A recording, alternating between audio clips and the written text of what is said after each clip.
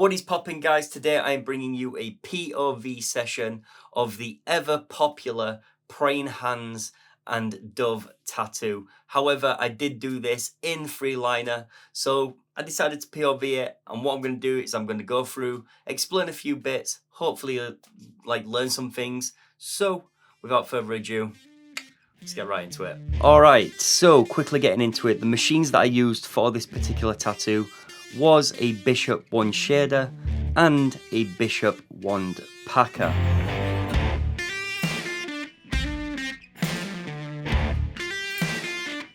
Now the needles that I used were a 9-round shader and a 3-round liner. I used the packer for any bold outlining and any outlines, and I used the shader for every part of the stipple on this tattoo.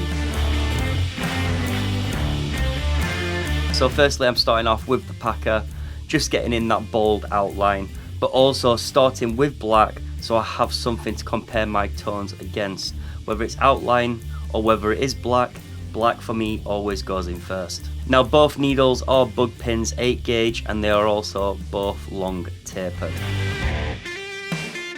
So now we're on to the Bishop wand shader and the stipple. When it comes to stippling, I am using the same back and forth technique that I use when I am doing regular black and grey. Now the reference that I used for these hands were like a line type drawing thing, so I kind of just took the basic tones of that drawing and kind of did my own thing.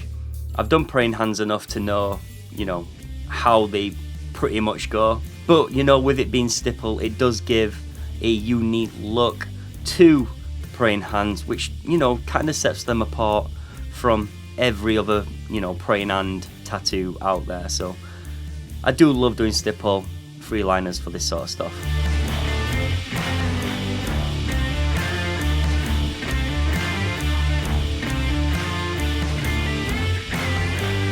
So when I'm doing freeliner, not only is my technique the same, but my approach is the same, my stencils are the same, nothing differs. The only thing that differs is the actual final look of the tattoo itself.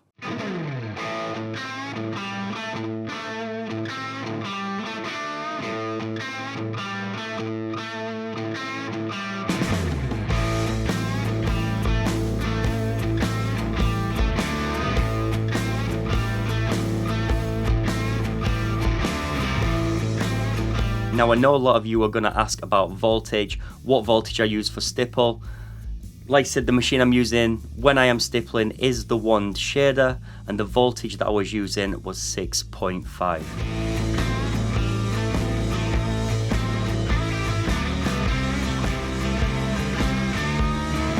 So it's really important when you stipple that you have the correct amount of stretch. If you have too much stretch on the skin when you are stippling, your needle can bounce a lot more than you want it to across that skin, which doesn't create the dots, and it creates more dashes than anything, and it doesn't give a good look to your freeliner tattoos. So make sure that your stretch is just right when you are doing this type of tattoo. Later on, as I go around the right hand side, that skin is a lot looser, so it does require more of a stretch, but generally on the front forearm, for the most part, it is just right. So very little stretching is done. But essentially you're going for a nice consistent stipple throughout your entire tattoo.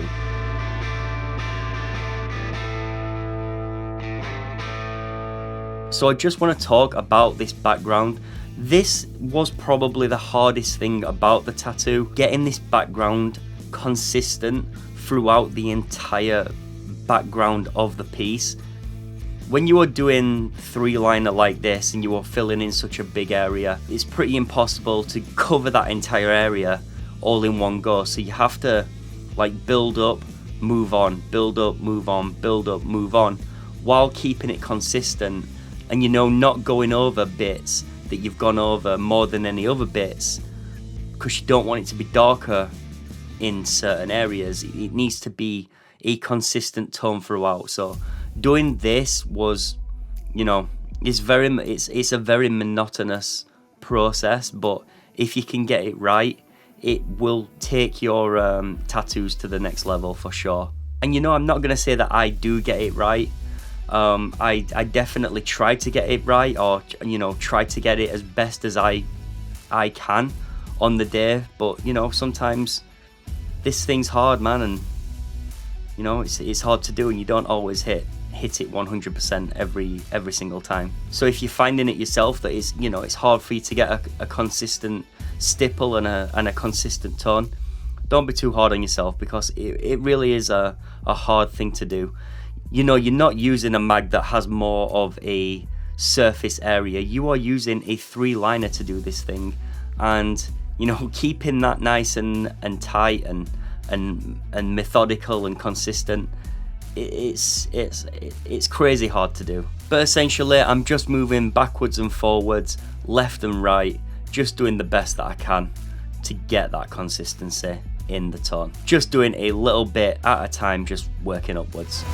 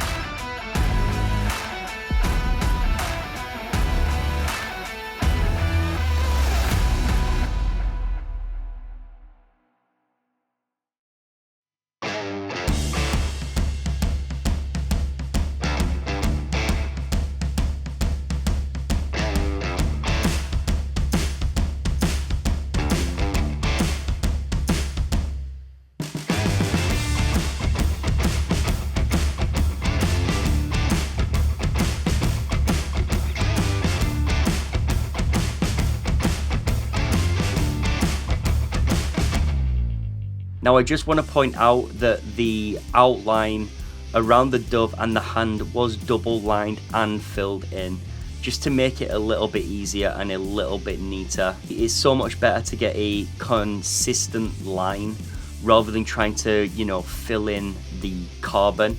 You may as well just line on the outside and the inside, because it's that way for sure that it's neat on those edges, and then filling in is a piece of cake.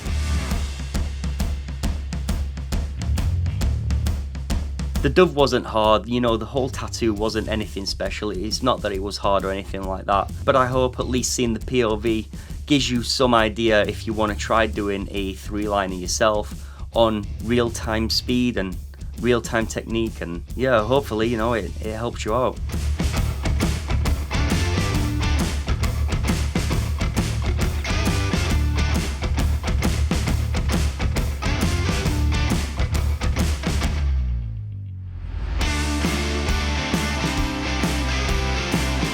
I honestly think there's nothing really much more to say about this particular tattoo. If you do have any questions, by all means, bang that in the comments, and I will, do my best to answer it for you. But it is such a straightforward tattoo. There's not really a lot of explaining. So guys, I will see you all in the next video. If you are new around here, do not forget to subscribe, as always, and turn on the bell to get notified every time I upload a new video. But guys, peace out, much love. Patreon link in the description if you want any added extra benefits. Ta-ta.